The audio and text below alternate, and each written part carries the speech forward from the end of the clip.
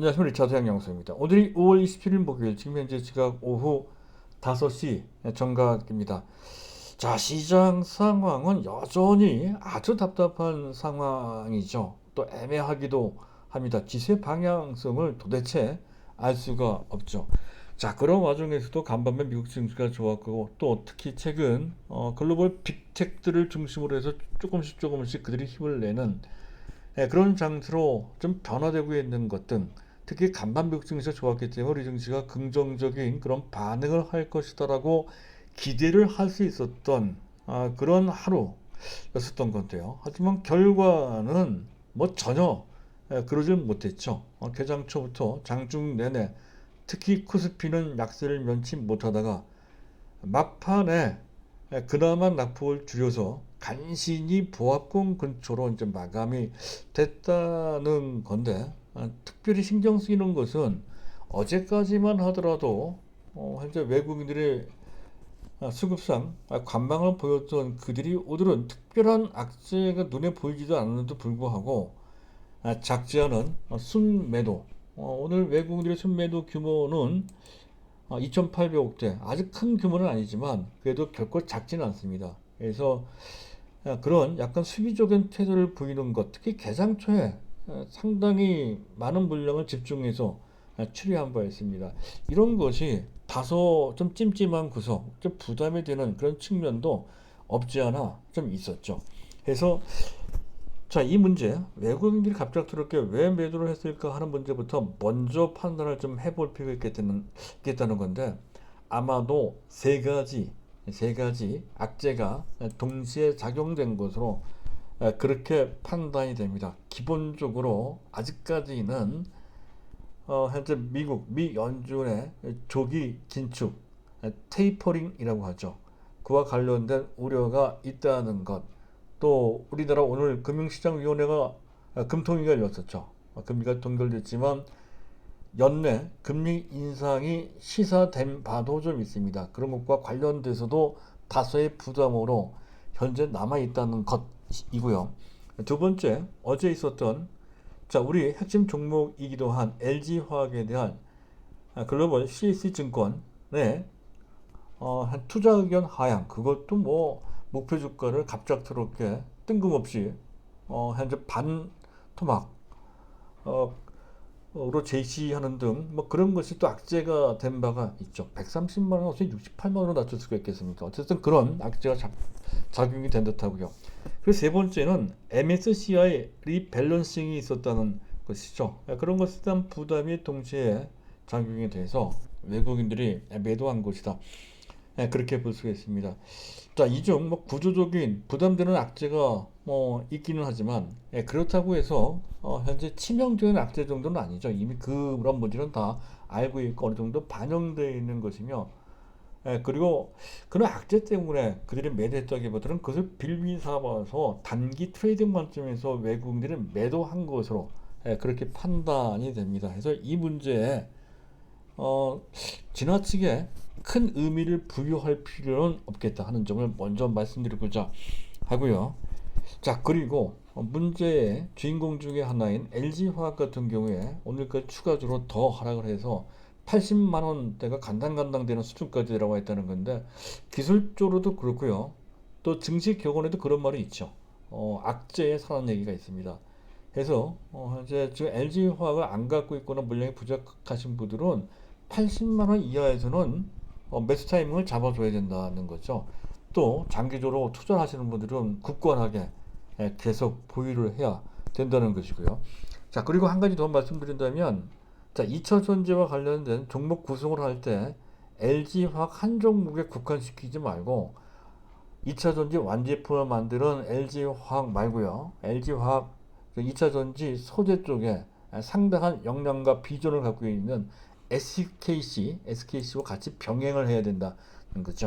SKC와 같이 병행해서 두 종목을 구성을 해서 가야 된다는 것. 자, 그 점을 먼저 말씀드리고 싶습니다. 자, 그리고 제가 오늘 준비한 주제는 두 가지인데요. 한 가지는 메타버스를 제가 최근 들어 계속 강조를 드리고 있죠. 디지털 신대륙 내지 디지털 또 한 번의 혁명이라고 저는 표현을 하고 있는데요. 자, 그것과 관련된 현재 이슈인 것 같습니다. 우리 네이버하고요. 오늘 카카오가 또 상당히 탄력적으로 올라왔는데 카카오가 지금 그 SM 엔터테인먼트 지분 인수 전 경쟁을 하고 있다고 하죠. 그 내용에 대해서 우리 좀 알고 있을 필요가 있는 내용과 의미를 살펴보도록 하겠습니다. 아주 중대한 의미가 담겨져 있다는 것이죠. 두 번째는 역시 SKC의 얘기입니다. SKC가 얼마 전 말레이시아 공장 건립 추진에 거기서 그치지 않고 지금 폴란드에 또 대규모 동박 공장 건립을 추진한다고 하죠. 이것도 상당한 의미가 있는데 SKC에 국한된 것이 아니라 SK그룹 전반적인 에너지 생태계 구축과 관련된 몇 중대한 변화가 보인다는 것이죠. 그 한 축을 담당하는 것이 SKC라고 강조되는데 그 내용을 워낙에 중요하기 때문에 다시 한번 스크린을 좀 해보는 그런 시간을 갖도록 하겠습니다. 그리고 이건 뭐 제가 뒤에서 설명드릴 내용은 아닌데요. 그 메타버스라고 하는 이 흐름은 어마어마한 큰 줄기라고 이제 말씀드렸습니다만은 단기로 봤을 때도 이것이 상당히 중요한 테마가 될 수 있다는 것이죠. 이 테마는 투기적인 테마는 전혀 아닙니다. 다만 그렇다고 해서 무조건 모두 다 이 단기 대상을 단타 트레이딩을 할 필요까지는 없는데 현재 장에서 워낙에 대형주들이 막혀 있으니까 그 대안으로서 단타를 할 수 있는 역량이나 그런 성향이나 또는 능력을 갖고 계신 분들을 국한해서 이 종목 메타버스 관련 테마주 중 그래도 쓸만한 종목으로 이 종목을 단타 대상으로 삼아 볼 수 있다 하는 관점에서 설명드리는 추천 단기 트레이딩 대상 종목이 되겠습니다. 자이언트 스텝인데 얼마 전에 말씀드렸던 종목이죠. 시각 특수 효과, 3D 특수 효과를 만드는 그런 업체, 현재 광고 영상이나 일부 특수 영상을 제작하는 그런 사업을 영위하는 해당 분야 세계적인 경쟁력을 갖추고 있는 미국에서도 인정받는 그런 업체입니다. 국내에서도 현대차, 삼성 등 특수 영상을 제작한 경험이 있다고 그러고요.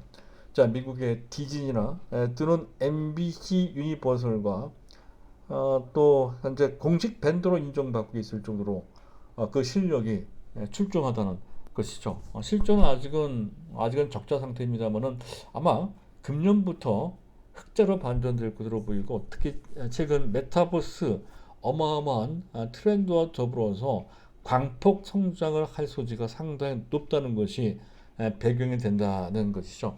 이렇게 신규 상장 종목 현재 보고 계신 차트는 메타버스 자이언트 스텝의 차트입니다. 단타 하실 분만 하십시오. 손절 기준가는 36,000원 내지 37,000원 정도 보시고 그리고 4만원 언저리에서 매수해 두시면 된다는 거고요. 그리고 단기 목표가는 1차 목표가 5만원입니다. 5만원 내지 현재 5만 5천 원 넘으면 친고가 갱신이 되거든요. 그럴 때 한 6만 원 정도까지도 가능한 그런 대상이 된다 할 수가 있겠습니다. 오로지 단기 트레이딩만 가능하다 하는 관점으로 보시고 그리고 메타버스와 관련된 궁극적인 수혜주는 우리가 주력하는 자식한테 물려줄 투자 대상으로 계속 말씀을 드리고 있는 네이버와 그리고 삼성전자다 하는 것은 굳건히 지켜주시길 바랍니다. 자, 그것을 전제로 해서 단타로 하시는 분들은 그런 정도의 대상, 즉 자이언트 스텝 같은 종목을 부분적으로 일시적으로 할 수 있다. 반드시 하라는 얘기가 아니고요. 하실 분만 하는 그런 대상 정도로 볼 수 있다 하는 점을 먼저 말씀을 드리고자 합니다. 그리고 이제 순서에 맞춰서 오늘도 역시 이슈부터 점검을 좀 해보도록 하죠. 자, 미국의 포드사가 2030년까지 전체 차량 판매의 2분의 1을 전기차로 하겠다 하는 포부와 그때까지 2025년까지 300억 달러를 투자하겠다라고 하는 그 마스터 플랜을 시장에 공표를 했습니다. 이 바람에 포드사의 주가가 급등을 했죠.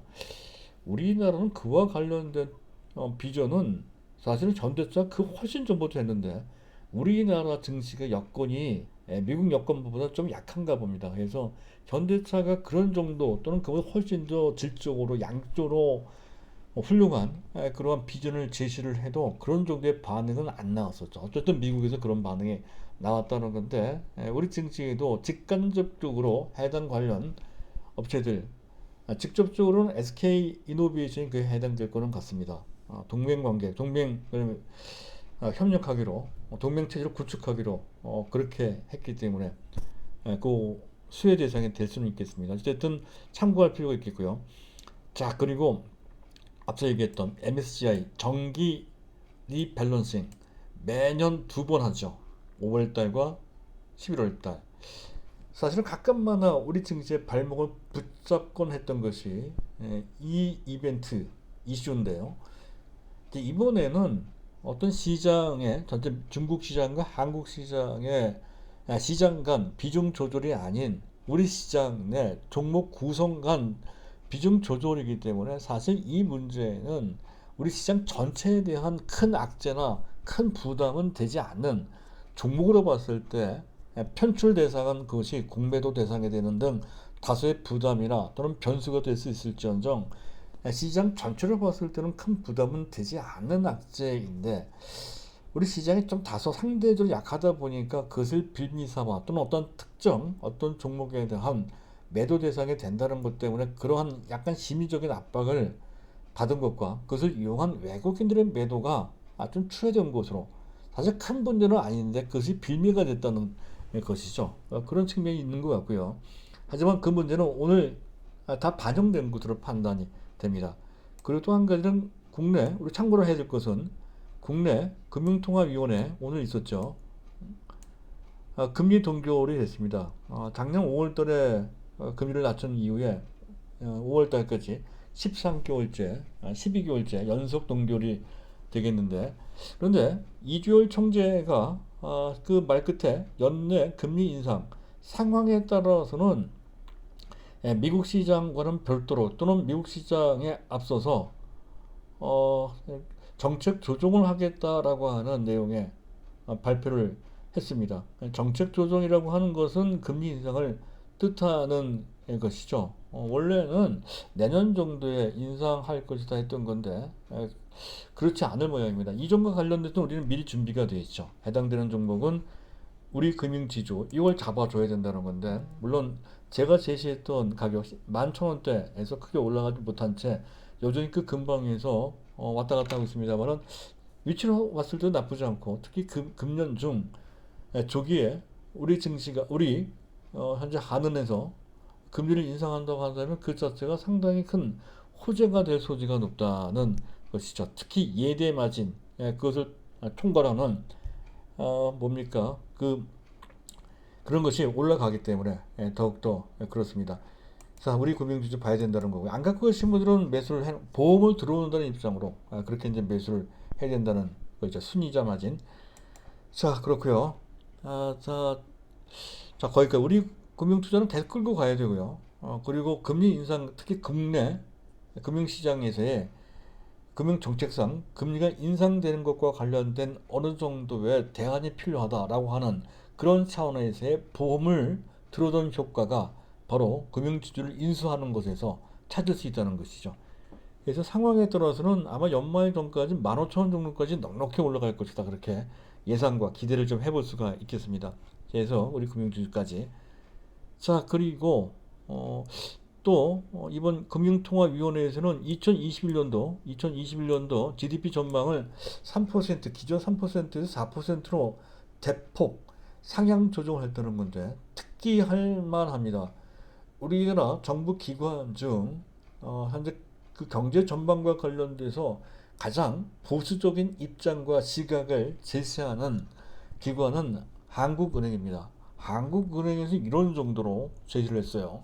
그러면 조만간에 기획재정부에서 제시하는 것이나 여타 다른 증권기관을 제시하는 것들은 훨씬 더 높아질 소지가 높다는 건데 그만큼 우리나라 경제가 충분히 이만큼 좋아지기에 종합지수로 봤을 때 종합지수 단순히 3,400, 3,500 정도가 아니라 그 이상 4,000 정도까지 올라갈 수 있는 펀더멘탈적 기반이 현재 조성되고 있다는 그런 관점으로 보시면 될 것 같고요. 자, 그리고 이제 미국 국제 10년물 국제 금리 약간 올라가는데 0.5 베이스 포인트 정도니까 큰 건 아닙니다. 여전히 1.6% 아래로 내려가 있습니다. 이건 우리 증시한테는 비교적 그러니까 긍정적인 환경이라고 볼 수가 있는 것이고요. 달러 인덱스 약간 올라왔습니다. 큰 폭은 아니고요. WD 원달러 환율 1117원, 1118원까지 약간 올라왔지만 역시 큰 변화는 아닙니다. 우리 한 가지 알아둘 것은 위안화 환율인데요. 달러당 지금 역외 시장에서 거래되고 있는 현재 달러당 환율은 6.3923 정도 된다고 그래요.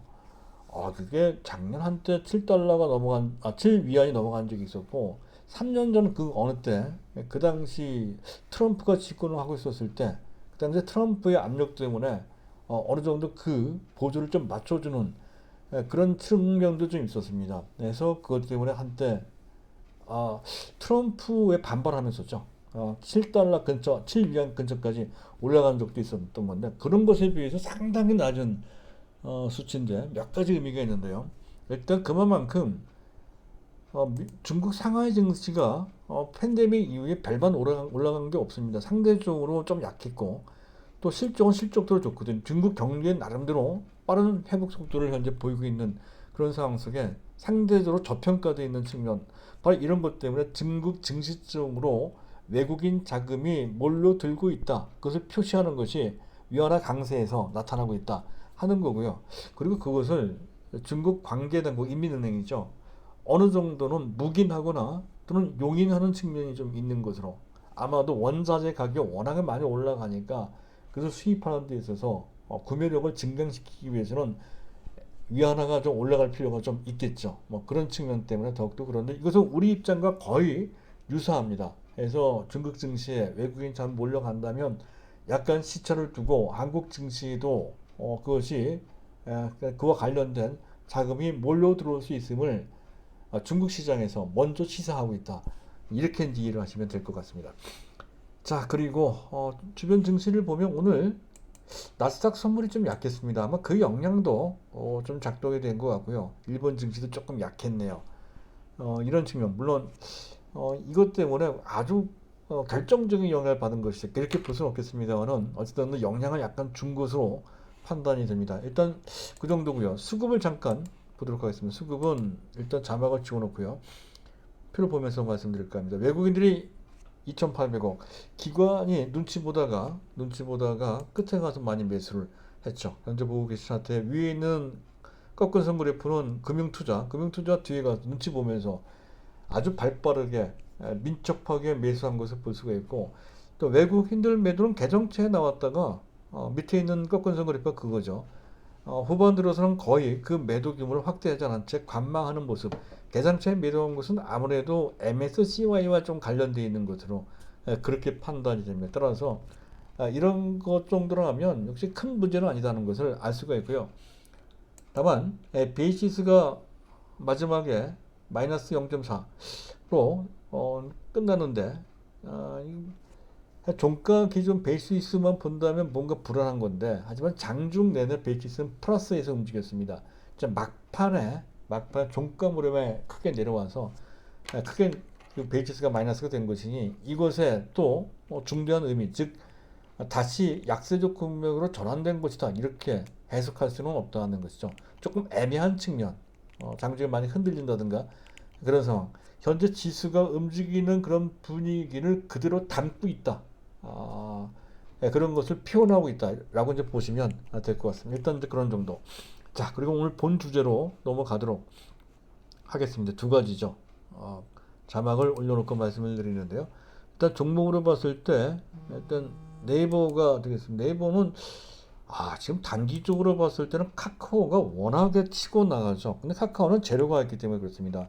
카카오뱅크, 카카오페이, 카카오페이지 같은 유력 관계 계열사가 금년 무더기 상장을 준비하고 있다는 거죠. 그 바람에 올라가는 거 뿐입니다. 특별히 카카오가 더 출중하다든가 그런 것은 아니죠. 장기적으로 봤을 때는 네이버가 훨씬 더 안전하고 많이 올라갈 것으로 예상과 기대된다 하는 거죠. 이 점에 대해서는 그 전에 자주 언급을 해드렸는데요.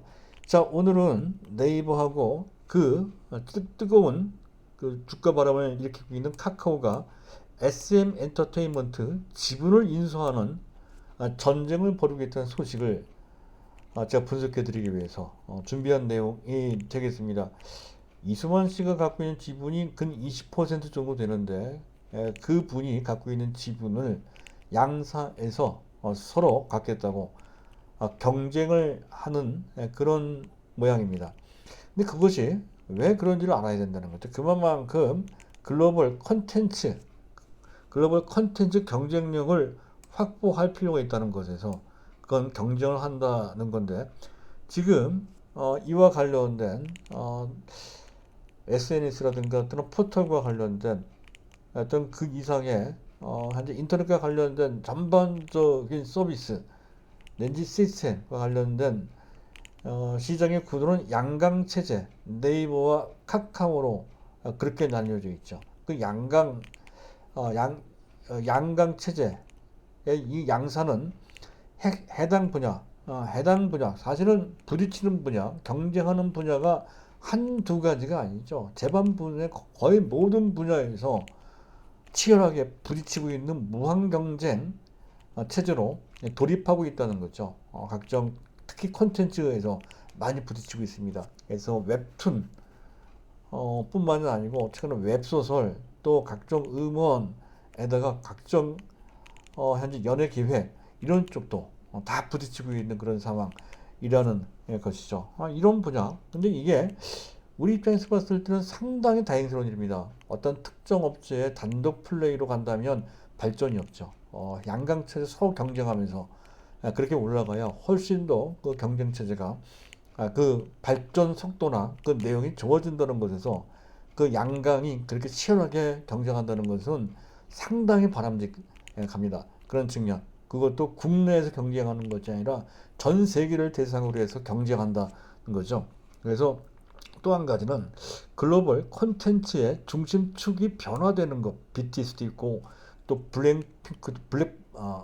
블랙핑크도 세계적인 인기를 현재 얻고 있다는 거죠. 그래서 글로벌 콘텐츠 측은 미국한테 있었던 건데 미국에서 한국으로 물론 전부 다는 아니지만 일정 부분 조금씩 넘어오고 있는 그 축의 한 축이 그 축 중에 일부분이 한국으로 넘어오고 있다는 매우 중대한 변화도 있다는 것이고요. 그리고 우리나라 국한된 것이 아니라 글로벌 전체 관점에서 본다면 어떤 특정 업체가 독주하는 것이 아니라 서로 연합하고 또 분리되고 다시 또 합치고 하는 이른바 합종 연행이 되고 있다는 건데, 그 핵심에 서 있는 국내 업체 중에 하나가 네이버가 된다는 거죠. 그래서 글로벌로 봤을 때 오늘 나온 뉴스입니다만은 아마존이 MGM 007로 유명한 기획사죠. MGM을 인수한다는 것도 같은 맥락이고요. 특히 네이버 같은 경우에는 국내 하이브하고도 관계사, 계열사 지분 맞교환을 했단 말이죠. 그리고 또 CJ그룹과 물론 CJ 대한통운이 있긴 하지만 전반적인 콘텐츠와 관련돼서 또 협력할 수 있는 기반을 조성한 바 있고요. 또 재팬야후와 좀 뭡니까? 경영 통합을 한 바 있죠. 좀 라임과 말이죠. 그런 것도 그렇고 또 SM과 지분 맡겨온 것도 있거든요. 또 M&A도 있죠. 북미의 웹소설 플랫폼 업체인 왓패드를 또 인수한 바 있습니다. 이런 거, 기타 등등 글로벌적으로 인수를 하든 또는 현재 협력을 하든 또 동맹 체계를 구축을 하든 그런 식으로 국내외 현재 전반적인 컨텐츠 분야는 그 축도 이동될 뿐만 아니라 단지 특정 업체가 독주하는 체제가 아닌 활발한 M&A 및 합종연행, 즉 연합하고 다시 흩어지고 다시 또 합치고 하는 그런 식의 변화가 치열하게 전개되고 있다라고 하는 매우 중대한 변화가 있습니다. 거기에 한 그 주인공의 네이버가 자리 잡고 있다는 것이죠. 글로벌을 대상으로 하고 있다 하는 것에 방점을 둘 필요가 있겠습니다. 그리고 이 모든 것들이 디지털 신대륙, 디지털 대혁명이라고 일컬어지는 메타버스 콘텐츠의 기반을 형성하는데 직접적이거나 간접적으로 매우 중요하게 관련돼 있다라고 하는 것이죠. 각종 공연, 또 음원 판매, 행사, 영화 등 이른바 디지털 OSMU는 One Source Multi Use라고 하는 뜻입니다. 하나의 소스를 통해서 그 소스를 통한 지적 재산권이죠. 확보 및 그를 통해서 다양한 현재 사용처가 있는 사업 모델을 OSMU라고 합니다.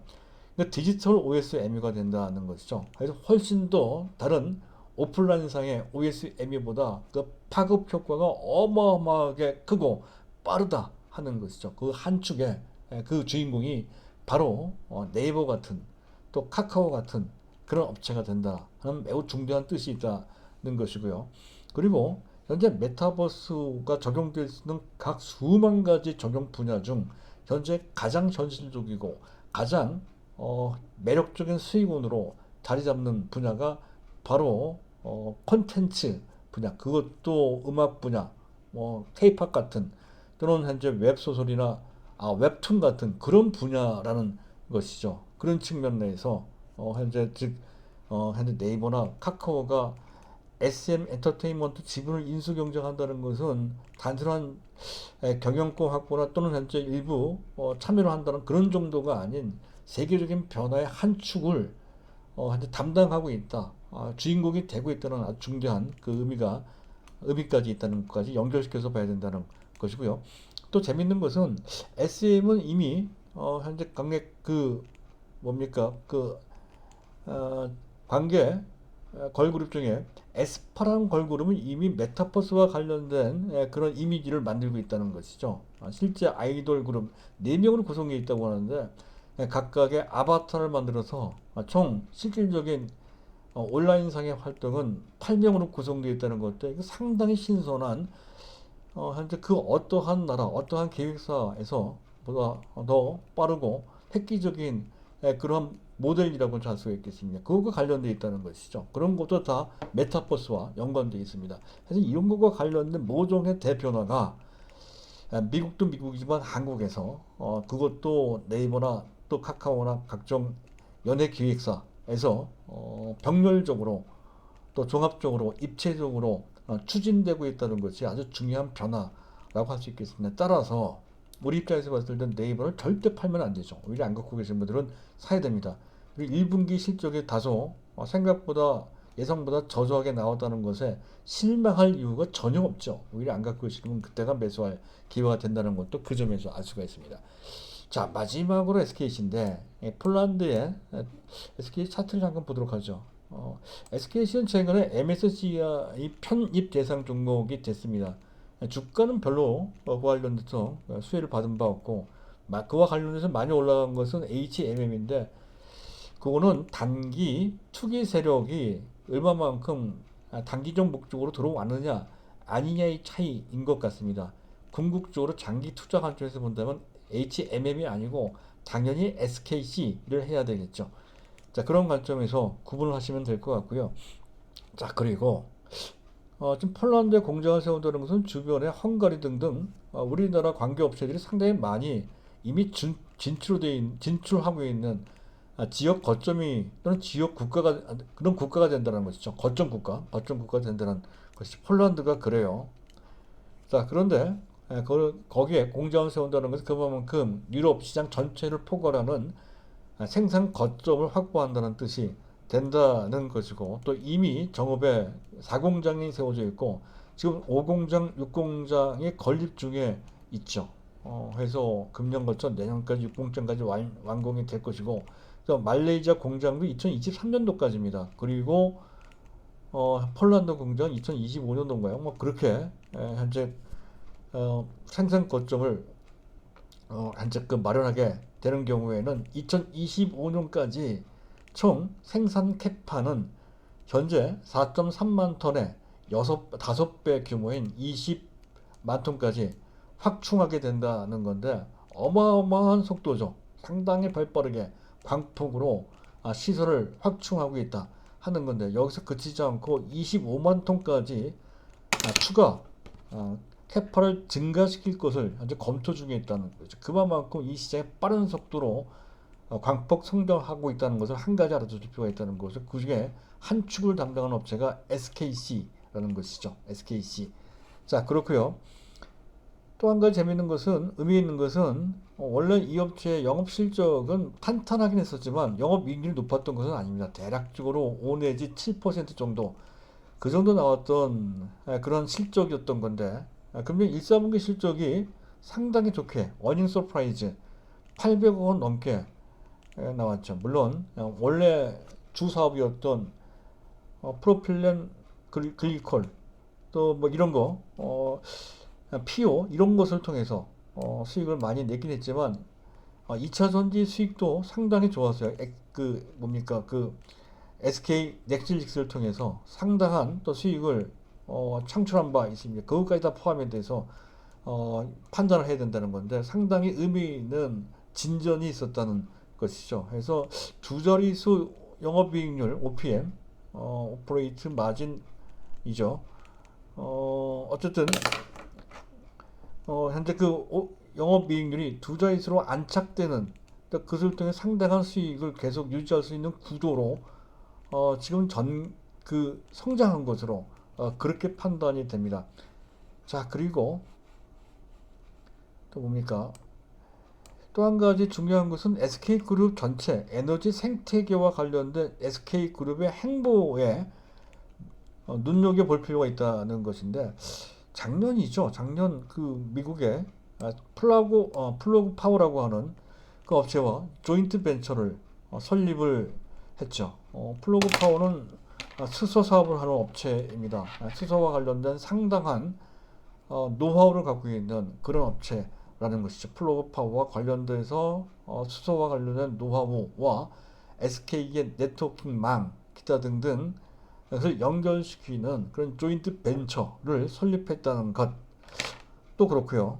또 현재 관계사, 계열사죠. SK E&S LNG 가스를 수입하는 업체입니다. 그 사업을 하는 SK E&S, 그 SK 건설, 이건 인프라죠. 그리고 SK 이노베이션, 이건 개발이고요. 그래서 이들 업체의 핵심 인력을 모아서 수소 사업 추진단을 지금 설립했다는 것도 의미 있는 행보고요. 그리고 얼마 전 현대차, 작년이군요. 현대차와 2차 전지 동맹 체제를 구축했다는 것도 또한 그렇죠. 그래서 단순히 2차 전지와 관련된 생산뿐만 아니라 유통 및 그와 관련된 부대 서비스 전반을 아우르는 그런 동맹 체제를 구축했다는 것도 그렇고요. 또 자체 그룹 내 소재와 관련된 2차 전지 완제품은 SK 이노베이션 만들지만, 사실은 아직까지는 대부분 핵심 부품이나 핵심 소재, 특히 소재는 주로 조달받아서 조립하는, 어셈블리하는 측면이 아직은 좀 상당히 남아있는 상태입니다. 그런 것을 완전히 자체적으로 생산할 수 있는 그런 체인을, 서플라이 체인이죠. 서플라이 체인을 구축한다는 개념이 되는데, 일단 가장 유력한 소재와 관련된 개발업체는 현재 SK 머티리얼스가 있죠. 주로 액체와 관련되어 있는 소재는 여기서 다 개발되고 생산될 것으로 예상되고요. 또 SK IET, 얼마 전에 분리막과 관련된 업체, 이 업체는 상장됐습니다.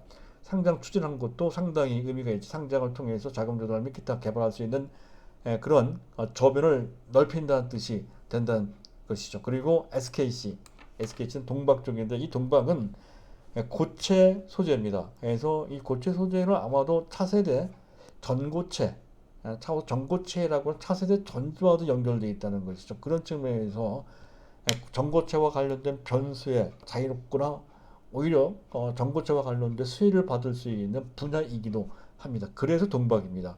그래서 SKC, 이런 것을 봐야 된다는 거고요. 그리고 최근에 또 엊그제 나왔죠. 미국의 포드사와 또 2차 전지 생산과 관련된 공장을 건립해 그와 관련된 동맹 체계를, 또 이 동맹 체계를 동맹 체계 파트너가 현대차도 있고 포드도 있습니다. 국내외를 망라한다는 거죠. 그런 거 하나하나가 상당한 SK 그룹의 어떤 활력과 그들의 스케일을 우리가 알 수 있다는 것이죠. 그런 점을 볼 때 SK 그룹의 에너지 생태계가 어느 정도 입체적으로 어느 정도 활성화되는 것에 대한 감을 잡을 수 있는 데다가 그런 흐름 속에 특히 동박과 관련된 고체 소재와 관련된 어, 그 가능성을 보여주는 그 한 축을 담당할 수 있는 주인공으로서 기존 실적도 탄탄하지만 특히 동박과 관련된 성장 잠재력이 그런 정도의 의미를 담고 있는 SKC가 중요해질 수밖에 없다는 것이죠. 그런 관점에서. 그래서 SKC가 타 업체에 비해서 SK그룹 내 타 업체에 비해서 PER도 높고요. 그리고 PBR도 높은 것이고 여전히 상승 추세가 이어지는 것도 바로 그런 배경. 특별한 악재를 안 맞고 계속 상승세 유지하는 것도 그러한 어떤 전망과 잠재력 때문에 가능한 것이다. 본다는 것이죠. 그랬을 때 SKC는 여기서 머물지 않고 15만 원 넘어 20만 원 또는 그 이상으로 계속 진행될 수 있는 대상이 된다 하는 관점으로 보고자에서 SKC를 강조 드리고 있는 것이죠. 그 점을 살펴서 계속 정리해 주시기 바랍니다. 자, 오늘은 여기까지입니다. 감사합니다.